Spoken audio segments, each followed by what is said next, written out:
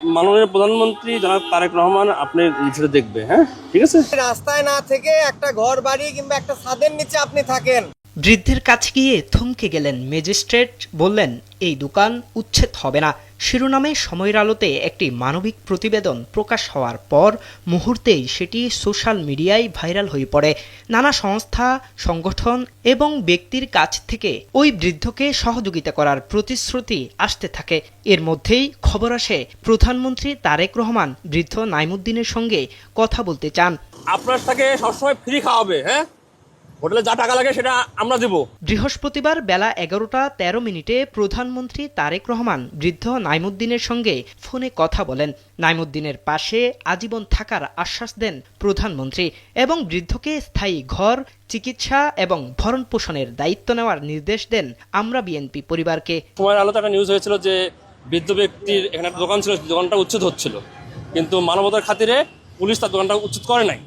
এরপর নিউজটা উনি মাননীয় প্রধানমন্ত্রী জনাব তারেক রহমান দেখেছেন। দেখার পরে আমাদের আমরা বিএনপি পরিবারের আহ্বায়ক আতিকুর রুমন ভাইকে নির্দেশ দিয়েছিলেন যে এই বৃদ্ধ ব্যক্তির জন্য কিছু ব্যবস্থা করতে। ওনার জন্য 3 বেলা খাওয়ার ব্যবস্থা করা হয়েছে এবং মাননীয় প্রধানমন্ত্রীর পক্ষ থেকে ওনার জন্য থাকার ব্যবস্থা করা হয়েছে, যেখানে উনি থাকবে। তার জন্য চিকিৎসা ব্যবস্থা করা হচ্ছে, যেটুকু সম্ভব মাননীয় প্রধানমন্ত্রীর পক্ষে সবকিছু করা হচ্ছে যাতে উনি একটু হলেও যেন সুস্থভাবে বেঁচে থাকতে পারে। এর আগে গতকাল বুধবার ডিএমপির উচ্ছেদ অভিযানের সময় স্পেশাল মেট্রোপলিটন ম্যাজিস্ট্রেট ইমরান আহমেদের এক ব্যতিক্রমী সিদ্ধান্ত নাড়িয়ে দেয় সবাইকে। চারপাশে ভাঙচুর চললেও মানবিক দিক বিবেচনায় নাইমুদ্দিনের ছোট্ট জীবিকার দোকানটি উচ্ছেদ না করার নির্দেশ দেন তিনি। ধন্যবাদ স্যার। কাকে ধন্যবাদ দিচ্ছেন? তারেক রহমান। জানা গেছে প্রধানমন্ত্রীর পক্ষ থেকে বৃদ্ধের জন্য স্থায়ীভাবে একটি ঘরের ব্যবস্থা করা হচ্ছে। পাশাপাশি তার চিকিৎসা ও ভরণ পোষণের সম্পূর্ণ দায়িত্ব নেওয়া হয়েছে। রাজধানীর মগবাজারেই তার বর্তমান অবস্থানের কাছাকাছি এসব সুবিধা নিশ্চিত করা হবে বলে সময়ের আলোকে জানিয়েছে আমরা বিএনপি পরিবার। থাকলো, ঘুমালো, আর একটা হোটেলে যে রান্না করানো এগুলো, হ্যাঁ ঠিক আছে, এরা খাবে, ঠিক আছে, এটা বলে দিতে হবে। স্থানীয়রা বলছেন একটি ছোট্ট সিদ্ধান্ত কিভাবে বড় পরিবর্তন আনতে পারে এই ঘটনাই তার উদাহরণ। আমরা বলি যে উনি রয়েছে থাক, আপনারা কেন উচ্ছেদ করে নেবে? এই কষ্টে আছে, যদি পারেন তাহলে উপকার করেন, আর না পারলে কিছু এগুলো দরকার নাই। মাননীয় প্রধানমন্ত্রীর উদ্দেশ্যে আমার খুব ভালো লাগছে এবং তার জন্য ধন্যবাদ। গরিবরা সহযোগিতা করতে আছে।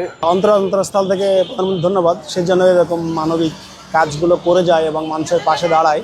বৃদ্ধ নাইমুদ্দিনের চোখে এখন স্বস্তির ছাপ। দীর্ঘ অনিশ্চয়তার পর তিনি পেয়েছেন নিরাপত্তা, পেয়েছেন বেঁচে থাকার সম্পূর্ণ আশা। ধন্যবাদ তারেক রহমান, আমি খুব বিশ্বাস করি এবং ওনার আব্বাকেও আমি খুব বিশ্বাস করি। আইন ও মানবতার মেলবন্ধনের যে দৃষ্টান্ত তৈরি হয়েছিল উচ্ছেদের দিন, তা এবার পূর্ণতা পেল রাষ্ট্রীয় সহায়তায়।